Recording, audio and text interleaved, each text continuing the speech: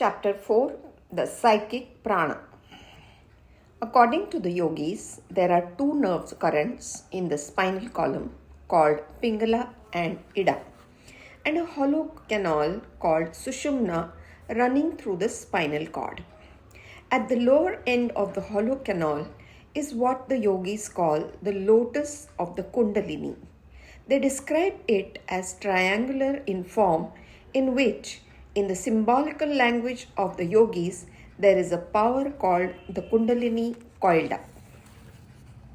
When that Kundalini awakes, it tries to force a passage through this hollow canal, and as it rises step by step, as it were, layer after layer of the mind becomes open, and all the different visions and wonderful powers come to the yogi. When it reaches the brain, the yogi is perfectly detached from the body and mind. The soul finds itself free. We know that the spinal cord is composed in a peculiar manner. If we take the figure 8 horizontally, there are two parts which are connected in the middle. Suppose you add 8 after 8 piled on one on top of the other, that will represent the spinal cord. The left is the Ida, the right Pingala, and that hollow canal which runs through the center of the spinal cord is the Sushumna. Where the spinal cord ends in some of the lumbar vertebrae, a fine fiber issues downwards and the canal runs up even within that fiber, only much finer. The canal is closed at the lower end, which is situated near what is called the sacral plexus, which, according to modern physiology, is triangular in form. The different plexuses that have their centers in the spinal column can very well stand for the different lotuses of the yogi. The yogi conceives of several centers, beginning with the Muladhara, the basic, and ending with the Sahasrara, the 1,000-petal lotus in the brain. So, if we take these different plexuses as representing these lotuses, the idea of the yogi can be understood very easily in the language of modern physiology. We know there are two sorts of actions in these nerve currents, one afferent, the other efferent, one sensory and the other motor, one centripetal and the other centrifugal. One carries the sensations to the brain and the other from the brain to the outer body. These vibrations are all connected with the brain in the long run. Several other facts we have to remember in order to clear the way for the explanation which is to come.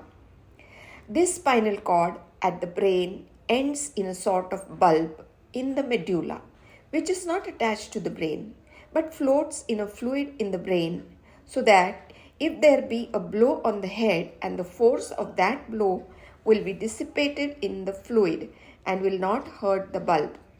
This is an important fact to remember. Secondly, we have also to know that of all the centers, we have particularly to remember three: the Muladhara, the basic, the Sahasrara, the 1,000-petal lotus of the brain, and the Manipur, the lotus of the navel.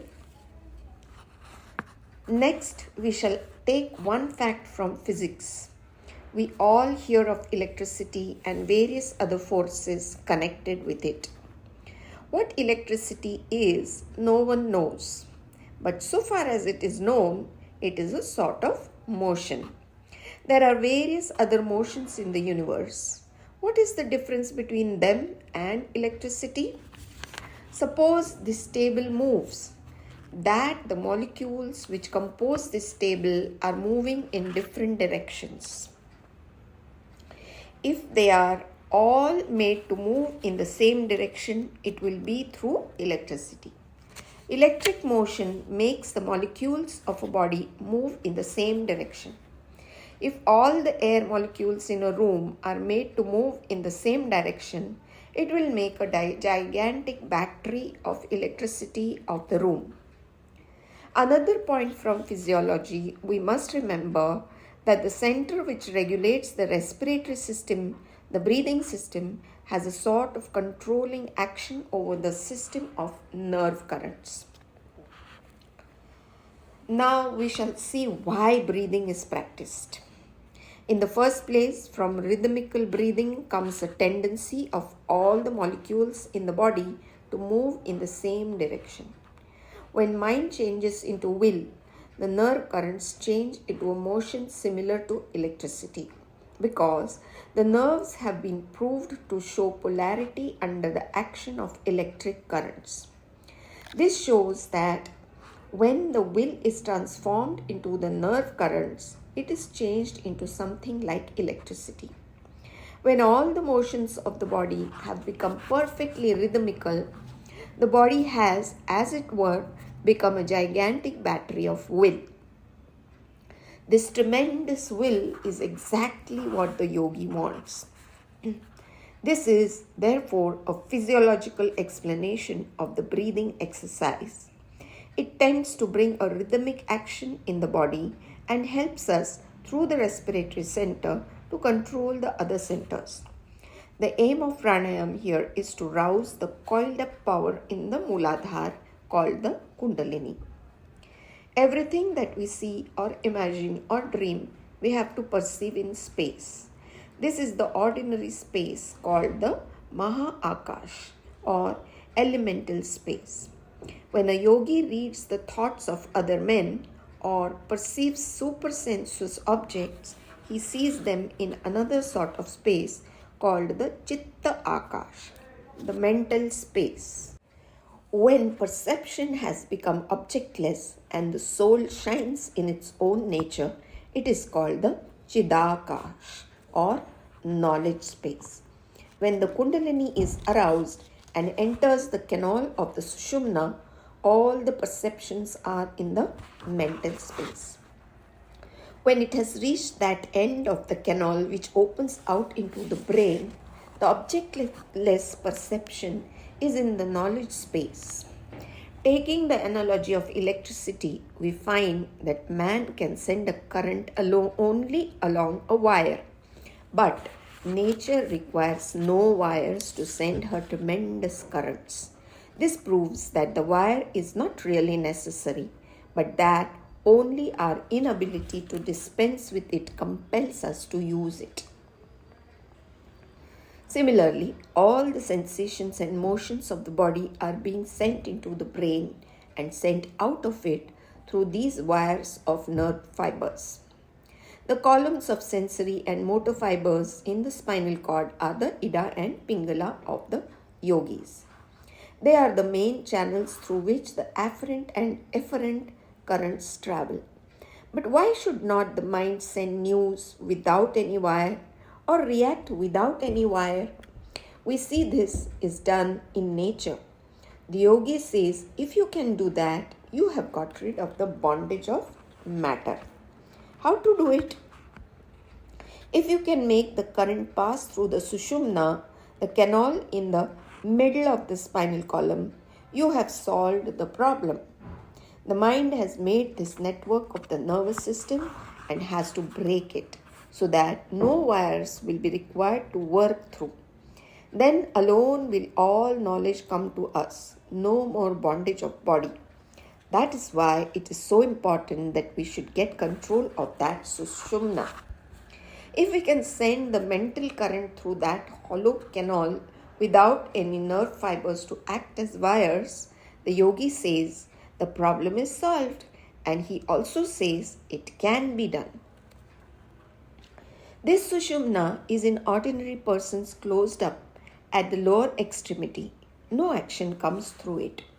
The yogi proposes a practice by which it can be opened and the nerve currents made to travel through.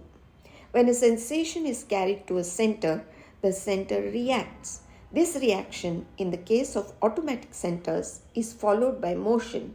In the case of conscious centers, it is followed first by perception and secondly by motion. All perception is the reaction to action from outside. How then do perceptions in dreams arise? There is then no action from outside. The sensory motions, therefore, are coiled up somewhere. For instance, I see a city. The perception of that city is from the reaction to the sensations brought from outside objects comprising that city. That is to say, a certain motion in the brain molecules has been set up by the motion in the in-carrying nerves, which again are set in motion by external objects in the city. Now, even after a long time, I can remember the city. This memory is exactly the same phenomenon, only it is in a milder form. But whence is the action that sets up even the milder form of similar vibrations in the brain? Not certainly from the primary sensations. Therefore, it must be that the sensations are coiled up somewhere, and they, by their acting, bring out the mild reaction which we call dream perception. Now, the center where all these residual sensations are is, as it were, stored up, is called the Muladhara, the root receptacle, and the coiled up energy of action is Kundalini, the coiled up. It is very probable that the residual motor energy is also stored up in the same center, as after deep study or meditation on external objects, the part of the body where the Muladhara center is situated, probably the sacral plexus, gets heated. Now, if this coiled up energy be roused and made active and then consciously made to travel up the Sushumna canal, as it acts upon center after center, a tremendous reaction will set in. When a minute portion of energy travels along a nerve fiber and causes reaction from centers, the perception is either dream or imagination. But when by the power of long internal meditation, the vast mass of energy stored up travels along the Sushumna and strikes the centers, the reaction is tremendous, immensely superior to the reaction of dream or imagination, immensely more intense than the reaction of sense perception. It is supersensuous perception, and when it reaches the petropolis of all sensations, the brain, the whole brain, as it were, reacts, and the result is the full blaze of illumination, the perception of the self. As this Kundalini force travels from center to center, layer after layer of the mind, as it were, opens up, and this universe is perceived by the yogi in its fine or causal form. Then alone the causes of this universe, both as sensation and reaction, are known as they are, and hence comes all knowledge. The causes being known, the knowledge of the effects is sure to follow. Thus, the rousing of the Kundalini is the one and only way to attaining divine wisdom, superconscious perception, realization of the spirit. The rousing may come in various ways, through love for God, through the mercy of perfected sages, or through the power of the analytic will of the philosopher. Wherever there are any manifestation of what is ordinarily called supernatural power or wisdom, there a little current of Kundalini must have found its way into the Sushumna. Only, in the vast majority of such cases, people had ignorantly stumbled on some practice which set free a minute portion of the coiled up Kundalini. All worship, consciously or unconsciously, leads to this end. The man who thinks that he is receiving response to his prayers does not know that the fulfillment comes from his own nature, that he has succeeded by the mental attitude of prayer in waking up a bit of his infinite power which is coiled up within himself.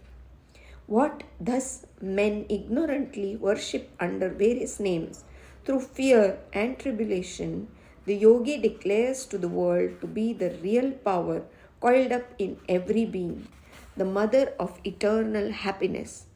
If we but know how to approach her, and Rajayoga is the science of religion, the rationale of all worship, all prayers, forms, ceremonies, and miracles.